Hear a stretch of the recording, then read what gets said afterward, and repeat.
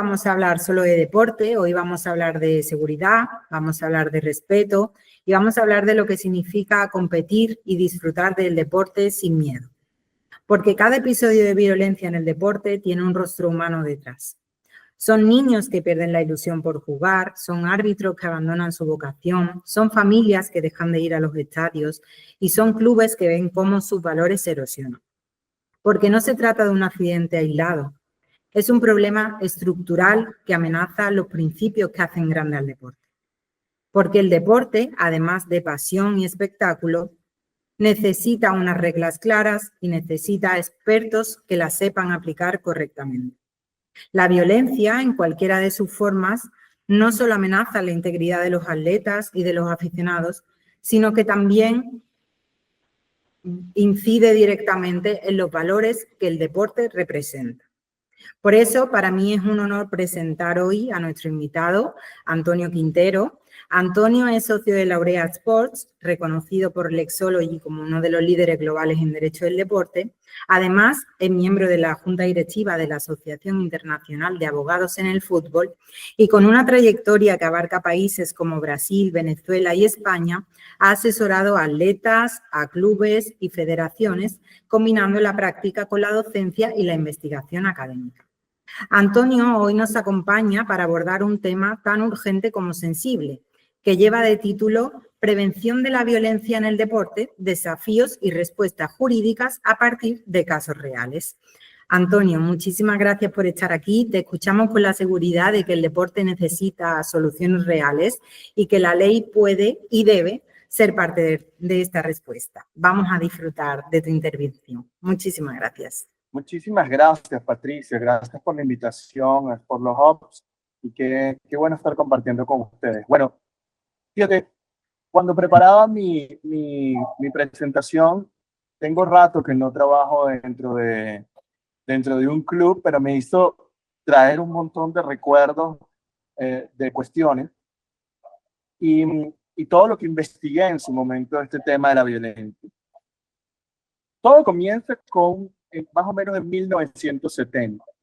Un poco antes, en Inglaterra se venían viviendo tiempos difíciles y empezó el hooliganismo.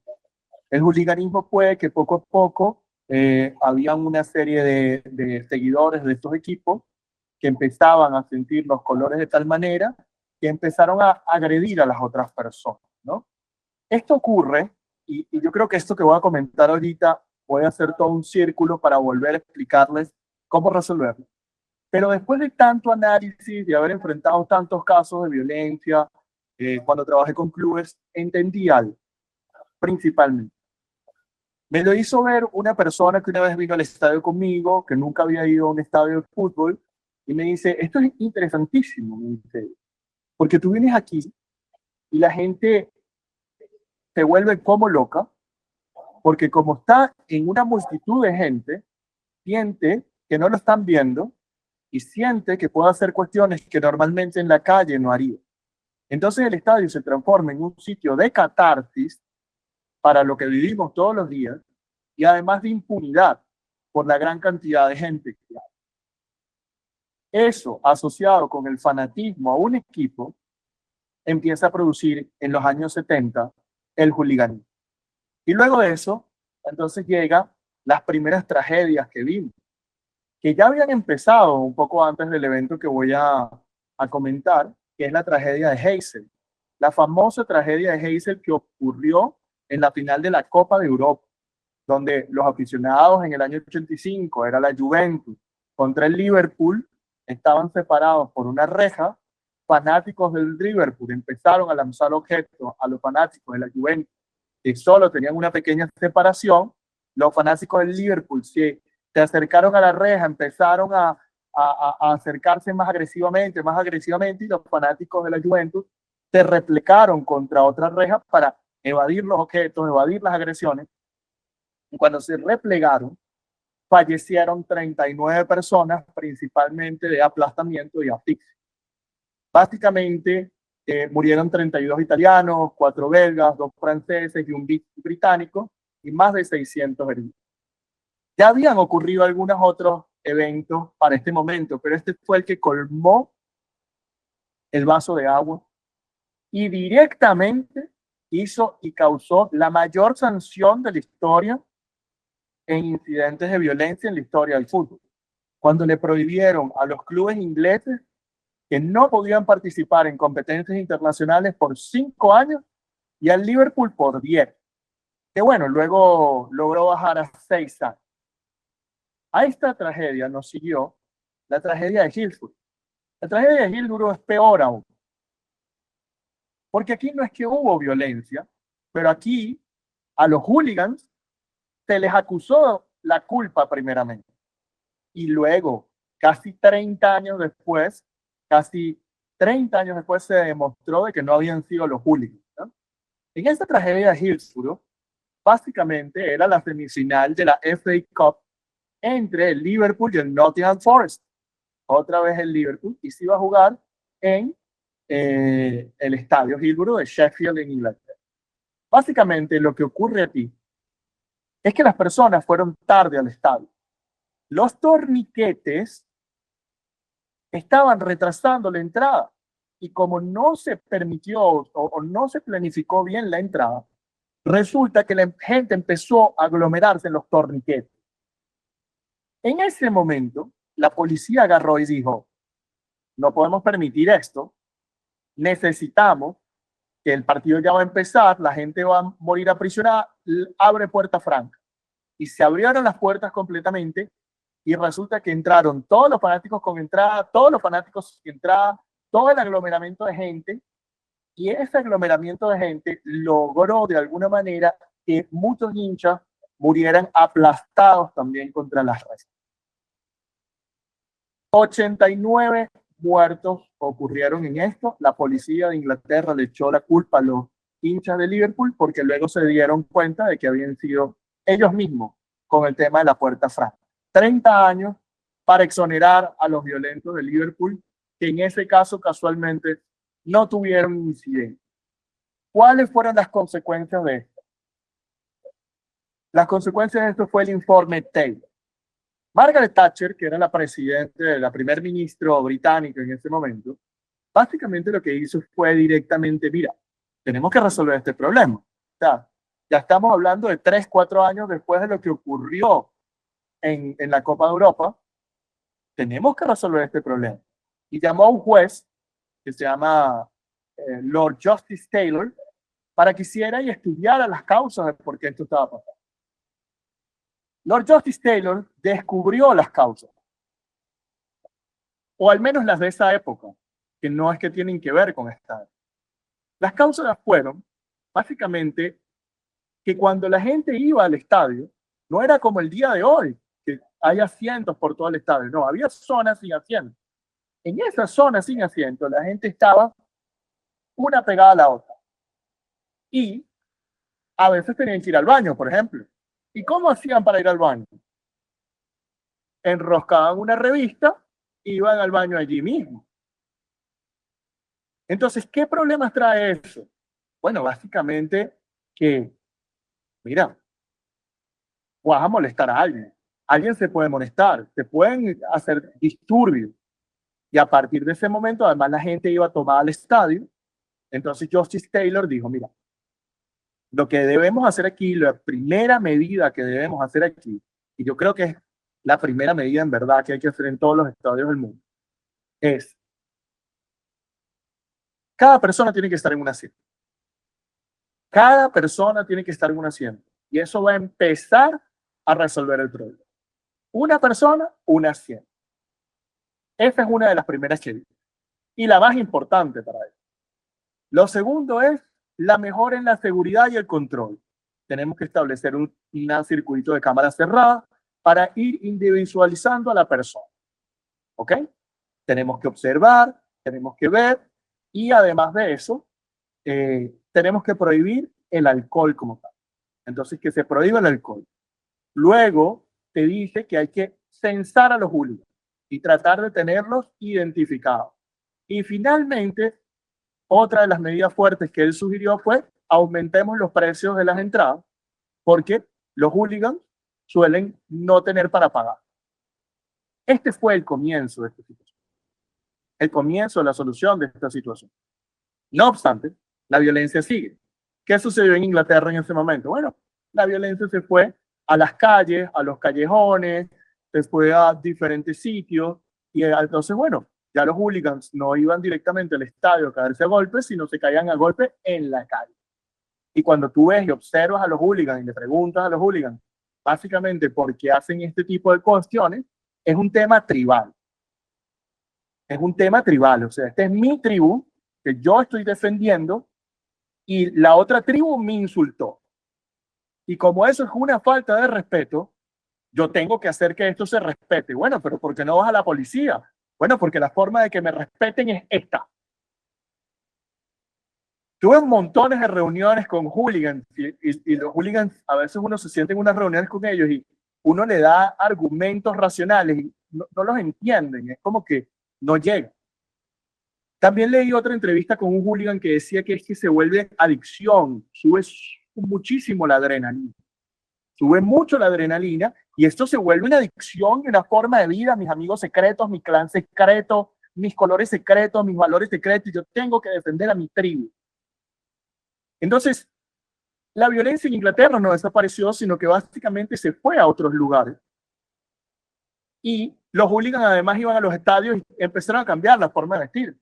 Entonces, como a ellos los categorizaron como de clases sociales bajas, de escasos recursos, que no podían pagarse entrada, entonces ellos empezaron a vestirse de la mejor manera posible, con las camisas Lacoste, de una manera impecable, y así fueron demostrando quiénes eran, mientras que tenían sus riñas en la cara. Entonces, esta transformación de los estadios bajó los peligros dentro del estadio, sí, los bajó, pero no terminó de bajar.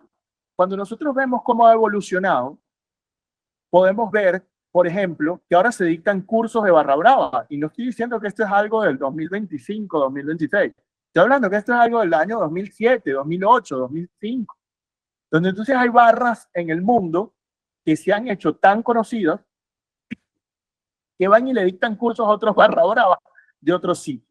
Las barra bravas han empezado a cobrar incluso influencia dentro del club para directamente poner o quitar dirigentes, controlar zonas de las instalaciones del club. Por ejemplo, en algunos casos controlan estadios, en algunos casos controlan los estacionamientos, estadios no, los estacionamientos de los estadios, tienen negociaciones con clubes, ya no, el tema de los precios altos a los hooligans no los afecta. Ellos normalmente a veces tienen entradas gratuitas que se las da el club y muchas veces el club recurre a ellos. He tenido casos donde el club mismo ha utilizado sus hooligans para apabullar un técnico que quieren que se vaya, apabullar un jugador que quieren que se vaya. Entonces son en algunos casos le sirven como un brazo ilegal al club y en muchos casos también están vinculados a la política, en el sentido, y no hablo solo de la política deportiva, que está presente también, como ya lo dije, cuando el club lo utiliza para apabullar a sus propios jugadores o personal técnico, ¿no? También sirven para apoyar a un político. También ellos se venden para apoyar a un político porque son unas aglomeraciones tribales que están medianamente o cuasi organizadas. Entonces, se empieza a salir de las manos esto, porque ya no es solo la pasión del fútbol, sino ahora tenemos un capital de personas con el que podemos prestar servicios, con el que podemos cobrar por nuestros servicios y con el que pueden hacer cuestiones a través de nosotros que para evitarse problemas de forma oficial. Entonces, habiendo visto todo esto, el problema es complejo y cada día es más complejo de resolver. Aunque yo estoy seguro que hay una solución, el problema es que muchas veces no se quiere resolver, porque los clubes se benefician de los clubes, de los hooligans, y cuando ellos se benefician, entonces es como una relación de amor y odio que no quiere desaparecer. Yo cuando trabajaba en clubes incluso dije muchas veces, ¿sabes qué? Llego una vez molesto, ¿tú tienes miedo? Porque muchas veces los dirigentes tienen miedo de denunciarlo. Le dije, ¿tú tienes miedo? Yo no tengo miedo. Dámelo, que yo voy a estar en el partido, yo voy a hacer la denuncia ante fiscalía. Vamos a denunciarlo. Y después, no, pero cálmate, pero vamos a resolverlo. Porque, y se los digo de una vez, para mí la respuesta, y ya vamos a analizar un montón de casos que tengo aquí, pero para mí la respuesta es muy sencilla. Cuando tú los empieces a meter presos por sus actos, cuando empiecen a pagar individualmente por sus actos y no tenga que pagar el club, ahí se va a empezar a resolver, porque entonces vamos a dejar de pensar que el estadio es un sector de impunidad, que el partido es un sector de impunidad, o que por yo tener unos colores tengo la justificación para golpear a otras personas. Esto que está ocurriendo con Independiente, y quiero ya empezar a entrar en los casos, aunque iba a empezar por el de Boca River del 2015. Patricia, por favor, párame cuando tengan una pregunta, o las demás personas pendientes, por favor, deténganme cuando tenga una pregunta, porque a veces me encadeno y siento que es mucho mejor una conversación. Así que, sin problema, ¿no? Pero esto que pasó con Independiente y la U de Chile, fíjate tú cuál es el discurso posterior o la narrativa posterior. Cuando tú escuchas la narrativa de lo que está viniendo desde Argentina, lo que ocurrió en este caso fue lo siguiente, que supuestamente antes del partido, fanáticos de la U de Chile agredieron y lanzaron cuestiones a fanáticos de Independiente, y por eso posteriormente, en algún momento del partido, los fanáticos de Independiente lograron entrar a la sección donde estaban los fanáticos de la U de Chile, y ahí explotó el problema. Uno de los argumentos que acusa Independiente es que la U de Chile les quitó lo que en Sudamérica se conoce como un trapo. Los trapos, los famosos trapos. Los trapos que para las barras son sus insignias, sus emblemas, sus logos, que vienen siendo una especie de pancartas realmente, ¿no? Entonces ellos dicen, Independiente dice que le quitaron los trapos. Entonces ahora hay toda una matriz de opinión que viene de Argentina diciendo que la sanción que se les impuso de ser expulsados de la competición es completamente injusta, porque entonces puede venir alguien del otro equipo, crear un disturbio y tú lo pagas porque eres local. Y hay algo de razón en eso, pero no hay mucha razón en verdad. Porque lo cierto es que los hinchas de Independiente pudieron, si les quitaron su trapo, si fueron agredidos, pudieron ir a la policía que estaba allí. Y le pudieron haber dicho a la policía, mira, nos están agrediendo, está pasando esto, por favor, puedes poner orden. Y la policía pudo haber ido y puesto orden. Pero trata de explicarle tú eso a un barra brava. No, imposible. Imposible, porque ¿qué te dicen? No, pero es que me faltó el respeto, entonces yo me tengo que defender. No, discúlpame, la defensa por tus propias manos no está allí. Entonces, es una excusa para ir a soltar esa catarsis en virtud de que no les va a pasar nada y que el club es el que va a pagar todo. El organizador del evento está obligado a todo lo que es el estadio y las adyacencias del estadio en un perímetro que es definido por cada federación. En algunos casos ni siquiera es definido, lo que significa que es subjetivo este perímetro. Y eso ha traído problemas como uno que les voy a comentar ahorita, ¿no? Lo que pasa es que esto trae la final Boca River del 2018, pero, para contarles la final Boca River del 2018, tengo que ir al Boca River de octavos de final del 2015. En este Boca River de octavos de final del 2015, básicamente lo que ocurrió es que se enfrentaban Boca y River, dos de los clubes, si no los conocen, más importantes del mundo entero y de Sudamérica, con una rivalidad de las más grandes de la historia del mundo del fútbol.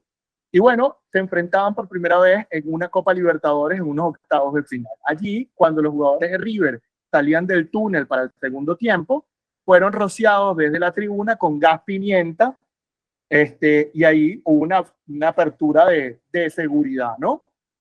Entonces, bueno, sufrieron ardeduras y bueno, fue suspendido el partido más de una hora, caos y confusión, y bueno, entramos al proceso sancionatorio y consideraron que la falta de Boca fue tan grave que descalificaron a Boca, el partido no terminó, quedó descalificado Boca Juniors y le impusieron una multa de $200,000 y 4 partidos sin público. Bastante fuerte la situación, ¿no? Pero también bastante poco usual este tipo de agresiones directas a los jugadores.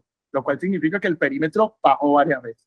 Luego se ha explicado, y recientemente hace unos meses atrás se revivió este asunto por los 10 años de que ocurrió y el escándalo tan grande que fue, y se ha dicho que había un componente político allí donde se quería causar a algunos políticos vinculados a Boca como que fueran vistos afectados políticamente por estas acciones. Eso son teorías. Yo no sé si son verdad o son mentiras, lo que dicen algunos medios. No estoy aquí para decidir si es verdad o mentira. Estoy comentando que a veces, como les digo, más allá de la cara.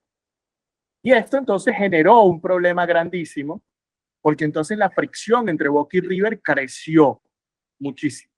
Creció muchísimo.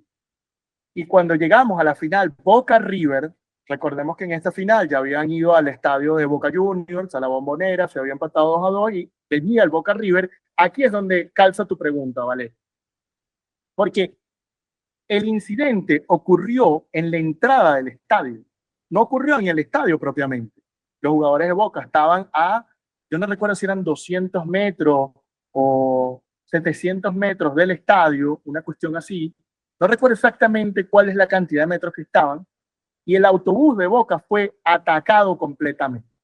Fue atacado completamente, y cuando fue atacado completamente, Boca, varios jugadores rompieron los vidrios, hubo algunas personas lesionadas, el partido se suspendió, no se pudo jugar, y ahí empezó entonces la cuestión con River. Obviamente, políticamente por el Boca River, estaban atacando a River para buscar quitarle el partido y recordaban el incidente de 2015 de que descalificaran a River. Y ahora vuelvo a mostrarte la visión institucional. Pero ¿cómo pierdes la final más importante, el partido más importante de tu competencia más importante? Hay un interés de ahí en tu producto tuyo como institución. Vas a descalificar a River, como hiciste con Boca, la final, el partido más importante, el que más se vende. Entonces esto dio pie a una cuestión que a mí directamente no me gustó, porque básicamente habla de que nosotros en Sudamérica da ver o hace ver que no podemos organizar un partido de fútbol, lo cual me parece completamente falso. Y entonces se llevaron la final a Madrid, multaron a River con $400,000, 2 partidos sin público. Entre esos, Boca quedó súper molesto. Este caso llegó al TAS, se habló diferentes cuestiones. Y uno de los puntos que analizaron es muy interesante, pero muy interesante, porque los reglamentos Conmebol permiten de que tú denuncies al otro club cuando hubo hechos de violencia. Es decir, no solo es la Conmebol que tiene como una especie de fiscal pendiente de todos los partidos, sino que tú como club rival puedes denunciarlo. Y en este caso lo denunciaron y se estaba hablando de ese perimetraje. Se decía que obviamente en estos reglamentos de Conmebol no estaba la cantidad de metros desde el momento de que River tiene que asegurarse de que el autobús de Boca llegue al sitio. Entonces ellos agarraron y dieron 3 principios importantísimos. Uno de esos principios es si el incidente ocurrió en una zona geográfica de proximidad razonable al estadio, donde el club ha tenido que haberse hecho cargo. El segundo elemento es si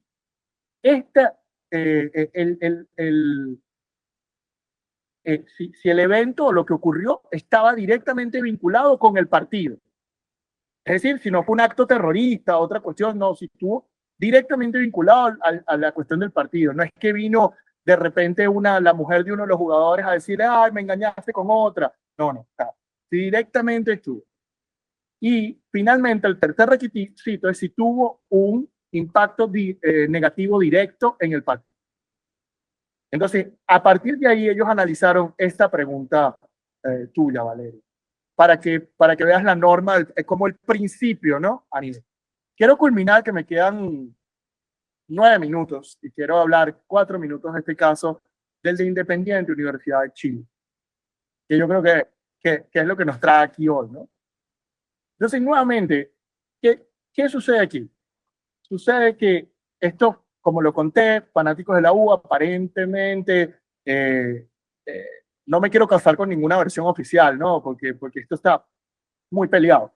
Pero aparentemente los fanáticos de la U de Chile van a atacar a los fanáticos independientes, y los fanáticos independientes, al sentirse irrespetados, toman la justicia por sus propias manos.